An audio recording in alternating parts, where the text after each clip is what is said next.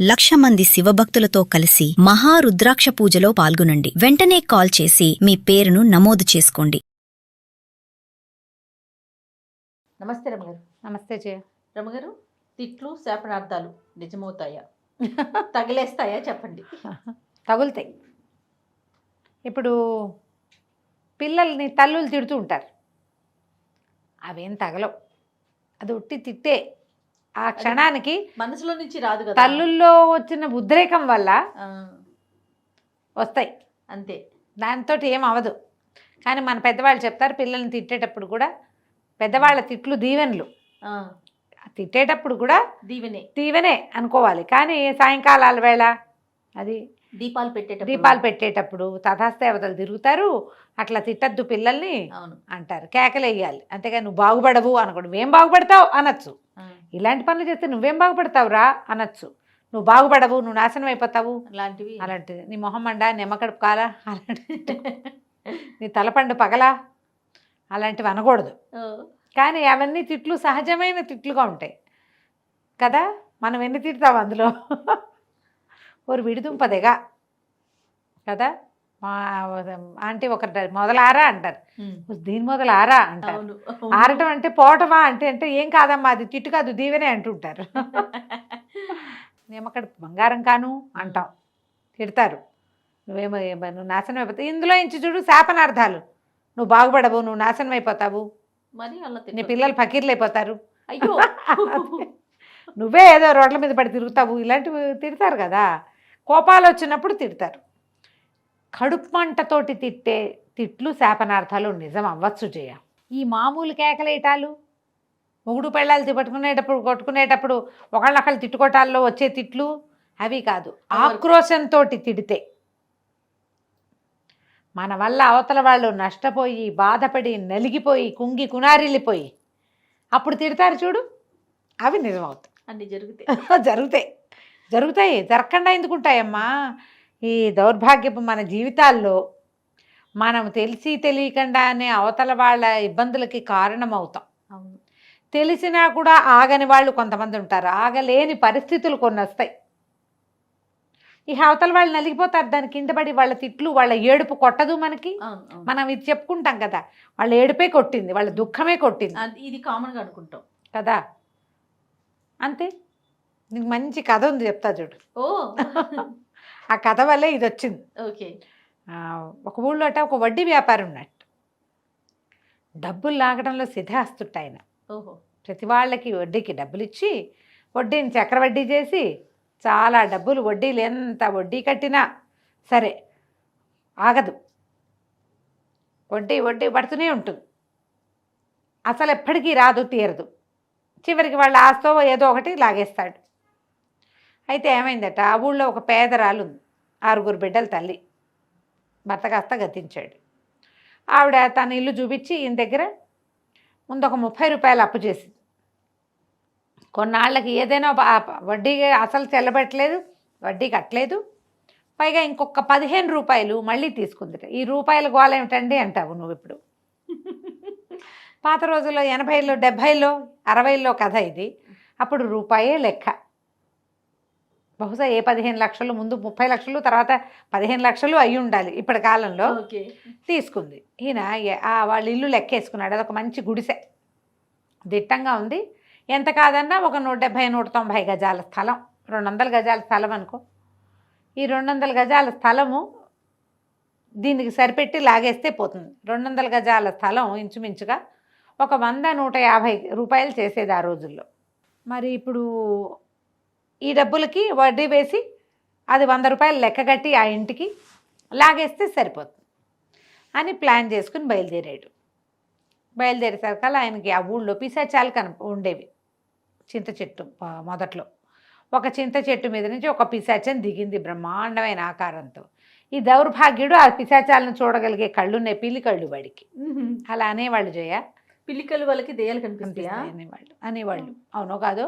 ఇది చూసి అబ్బో మా ఊళ్ళో ఎవరికో మూడిందే అంటే ఈయన అడిగాడు. ఆ పిశాచం అడిగింది, మరి నువ్వెవరి కోసం బయలుదేరావు, నువ్వెవరికి మూడగొట్టడానికి అనేసరికి ఈయన చెప్పాడు, ఆ పాత రోజుల్లో 30 రూపాయలు అప్పిచ్చాను ముసలమ్మకి, మరి మళ్ళీ 15 రూపాయలు తీసుకుంది, అంటే 45 రూపాయలు, ఓ 150 చేసే ఇల్లు ఒకటి ఉంది, 100కి సరిపెట్టి అది లాగేద్దానికి వెళ్తున్నాను అని వివరం అంతా చెప్పాడు, తన వ్యాపార రహస్యం. పిశాచం అంది, మమ్మల్ని అందరూ ఆడిపోసుకుంటారు కానీ మీ మనుషుల్లో మమ్మల్ని మేము ఎంచిన వాళ్ళు ఉన్నారు, నువ్వు మామూలు వాడివే, 45 రూపాయలకి 150 రూపాయలు ఇల్లు సరిపెడదామని చూస్తున్నావే, మీరే గొప్ప గ్రేట్ మాకంటేను, మాకు మీ అంత చేత కాదు అన్నది పిశాచం. ఇద్దరు కలిసి నడవడం మొదలుపెట్టారు. నడవటం మొదలు పెడితే ఒక ఇంట్లో అరుగు మీద ఒక పిల్లాడు కాళ్ళు ఆడిస్తూ కూర్చున్నాడు. వాళ్ళ అమ్మేమో వాడిని తిట్టింది, ఓరు నిన్ను పిశాచం మింగా చచ్చినవాడా, వాకిలి తలుపు దొడ్డి తలుపు వేసిరారా అంటే పెరటి తలుపు తీసొచ్చో పిల్లమండి వచ్చి పాలన్నీ తాగిపోయింది, నేను పిశాచం ఎత్తుకుపోను అని ఇలా అనేసరికల్ సావుకారు అన్నాడు, ఈ వడ్డీ వ్యాపారి, అదుగో అదుగో ఎవరో నిన్ను పిలుస్తున్నారు, నీకు మంచి బిగిరాకి వచ్చి పడింది, పిల్లాడు నవనవలాడుతున్నాడు, పోయి తెచ్చుకోపో అన్నాడు. అనేసరికల్లా ఈ పిశాచం అంది నవ్వుతూ, అది నాకు ఇవ్వడానికి పిల్లవలా, పిల్లాడిని ఊరికే తిడుతోంది, తిట్లు అవి, వాటికేమవుతుందో టొట్టి మాట, పిశాచానికి ఇస్తానని పిలవటల్లా వాడు తలుపేయలేదని తిట్టడానికి ఆ వాక్యం వాడుతోంది తల్లి. ఎవరైనా రెడీగా ఇచ్చేసే పరిస్థితి వస్తే అది వేరే కథ, ఇవేం మనకు పాఠం, ఈ ఆహ్వానం నాకు సరిపోదు అని పిశాచం నడవటం మొదలెట్టింది. ఆ వాకిట్లో కూర్చున్న 10 ఏళ్ల పిల్లాడు లేచి లోపలికి వెళ్ళాడు, వాళ్ళ అమ్మ ముట్టికాయ ముట్టి వాకిలి తలిపేసి వాడిని లోపలి తీసుకుపోయింది. ఈ వ్యాపారి ఈయన ఇద్దరు నడుస్తుంటే ఒక వాకిట్లో భార్య భర్త జుట్టు పట్టుకోవట్లేదు, అంతే చాడా మడా పోటాడేసుకుంటున్నారు.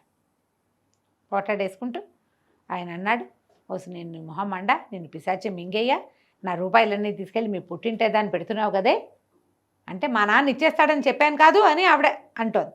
అనేసరికి వడ్డీ వ్యాపారం అన్నాడు మళ్ళీ పిశాచంతో, అదిగో పిశాచాన్ని నిన్ను మింగబెట్టడానికి పెళ్ళాన్ని సిద్ధంగా ఉంచాడు ఆయన, పోయి ఆవిడని మింగేసేయి, ఈ పూటకి నీకు ఆహారం సరిపోతుంది అన్నాడు.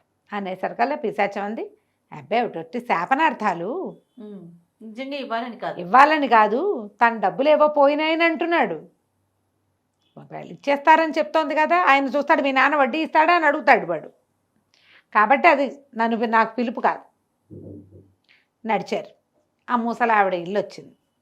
6 బిడ్డల తల్లి ఉందిగా పేదరాలు, ఈ వడ్డీ వ్యాపారి తలుపు కొట్టాడు. ఆ పిశాచం ఆ పక్కనే నిలబడి చూస్తోంది. వచ్చి పిన్ని బాగున్నావా, మరేమో నువ్వు పేద్దానివి, మరి 45 రూపాయలు ఉన్నాయి, నువ్వు ఇవ్వవలసినవి, నువ్వేమీ చెల్లు పెట్టలేదు, మరి ఆ వడ్డీ ఈ వడ్డీ అన్ని వడ్డీలు కలిపితే 100 రూపాయల దాకా పడుతుంది పిన్ని, నువ్వేమి ఇస్తావు చెప్పు, పెద్దదానివి, పిల్లలు ఇంకా గడిగట్లేదు చూడు నీ పిల్లలు, మరి నువ్వు ఒక పని చెయ్యి, ఇల్లు ఇచ్చేసేయి, నాకు ఇల్లు నా చేతిలో పెట్టు, నీ వడ్డీ కాగితం తెచ్చా, దీన్నేమి చింపేస్తా, ఇక నువ్వు నాకు బాకీ లేవు ఏం లేవు అనగానే ఈ ముసలావిడంది, ఊరిని మొహం మండా, నేను పిశాచం మింగా చచ్చినవాడా, 45 రూపాయలకి 150 రూపాయలు ఇల్లు కాజేద్దామని చూస్తున్నావా, ఉండు నీ సంగతి చెప్తా అని ఈవిడేం చేసింది, లోపలికి వెళ్ళి చీపురు తెచ్చి డ్యాస్ చేద్దాం, ఆవిడ ఉద్దేశం అది. ఈ వాకిట్లో నుంచున్న పిశాచం చటుక్కుని వెళ్ళి ఆ వడ్డీ వ్యాపారి అయితే నోట వేసుకుని వెళ్ళిపోయి. ఇప్పుడు ఇది తిట్టు, ఇలాంటివి నిజమవుతాయి. ఇప్పుడు లేకపోతే వాడు అంటే వాడు మొత్తం ఇల్లు హడపాయించేస్తాడా, అంతేగా. ఈ మామూలు తిట్లు సందర్భానుసారం తిట్టే తిట్లు కాదు, ఆక్రోశంతో తిట్టేదే నిజమవుతుంది. అవతల వాళ్ళు ఆక్రోశంతో ఉన్నప్పుడు వాళ్ళ తిట్లకి దొరక్కండి. నువ్వు పైకి రావు, నువ్వు నాశనం అయిపోతావు, మట్టి కట్టుకుపోతావు, అలాంటివి వాళ్ళు ఏమైనా తిట్టారంటే ఇవాళ కాకపోతే రేపొద్దున మీ నెత్తి మీదకి వచ్చి తీరుతుంది. తిట్లకి దొరకకూడదు అంటే ఏం చేయాలమ్మా, జాగ్రత్తగా ఉండాలి. తిట్లు అవతల వాళ్ళు తిట్టే లెవెల్కి మనం వెళ్ళకూడదు, వెళ్ళకూడదు. పిల్లల్ని ఊరికే తిడుతూ ఉంటాం మనం, ఇలాంటి పిచ్చి తిట్లు తిట్టకండి. సాయంకాలాలు తిడదాం, వాళ్ళు మండిపోతుంది, అన్ని పాడు చేసేస్తున్నారు, నాశనం చేస్తున్నారు, ఇల్లు శుభ్రంగా ఉంచట్లేదు, బాగా చదవట్లేదు, ఏదో ఈ పిల్లల్ని ఏమంటారంటే జనరల్గా అనే మాట చేయ, వాడికి మార్కులు వచ్చినాయి, వాడు కలెక్టర్ అవుతాడు రేపొద్దున, నువ్వు అడుక్కు తింటావు, పందులు కాసుకోవాలి నువ్వు అంటారు కదా, అడుక్కు తింటావని, పందులు కాసుకుంటావని, పనికి మాలిన వాడవని, ఇలా పిచ్చి తిట్లు తిట్టకండి. ఏమవ్వాలనుకుంటున్నావు నువ్వు ఈ కాస్త చదువుతోటి అని కనుక్కోండి, వాడే చెప్తాడు. నేను పెద్దయ్యాక ఐఏఎస్ అయిపోతా అంటాడు, తథాస్తు దేవతలు అప్పుడు దీవిస్తారు. నువ్వు అడుక్కు తింటావని నువ్వు అన్నప్పుడే తథాస్తు దేవతలు దీవిచ్చారనుకో, అప్పుడేం చేస్తాము, అదే కదా. అందుకని అలా కాకుండా పాజిటివ్గా తిట్టండి. తిట్లో కూడా పాజిటివిటీ, వాడితోటి సమాధానం చెప్పించండి, ఏమవుతాడు స్కూల్కి వెళ్ళిన ఒక అడ్వర్టైజ్మెంట్ ఒకటి చూస్తుండేదాన్ని నేను. ఈ మధ్య చాలా రోజులైంది మర్చిపోయాను. ఒక పిల్లాడిని వాళ్ళ అమ్మ నేను స్కూల్కి వెళ్ళిన అంటాడు. ఏం చేసుకుంటే గేదెలు కాసుకుంటా అంటాడు పిల్లాడు. గేదెలు కాసుకుంటా, గేదెలు ఎక్కడేంటి కొనమని నాన్నని, నేను గేదెలే కాసుకుంటాను నేను స్కూల్కి వెళ్ళి. దేనికి సంబంధించిన యాడ్? ఏమో మరి యాడ్ అదేమిటో దేంట్లోనూ ఒక దాంట్లో వస్తుండేది. ఓ పిల్లాడు గేదెలు కాసుకుంటాడు, వాడు గొడ్లే కాసుకుంటాడు. స్కూల్కి వెళ్ళను నేను. వాడికి ఆ ఐడియా ఎవరిచ్చి ఉంటారు? పెద్ద అయ్యాక చదువుకోకపోతే గేదెలు కాసుకోవాల్సి వస్తుందని చెప్పారు. చెప్పుంటారు. ఏం లేదమ్మా, ఇప్పుడు అట్లా లేదు. గేదెలు ఆవులు కాసుకునే వాళ్ళు కోటీశ్వర్లు అవుతున్న దాఖలాలు ఉన్నాయి ఇప్పుడు. మరి బాగా చెప్పారు. గొడ్లు మట్టి పిసుకుని బతకాలి అని తిట్టేవాళ్ళు ఇదివరకు. మట్టి పిసుకుని బతికే వాళ్ళకే బంగారం కనపడుతోంది. అవును. ఏది తక్కువ కాదు. దయచేసి అలాంటి తిట్లు తిట్టకండి, ఎందుకంటే అవన్నీ కూడా మంచివే. తిట్లుగా భావించకండి వాటిని. పిల్లలు ఏం చేయదలుచుకున్నారో అలా కనుక్కోండి అంతే.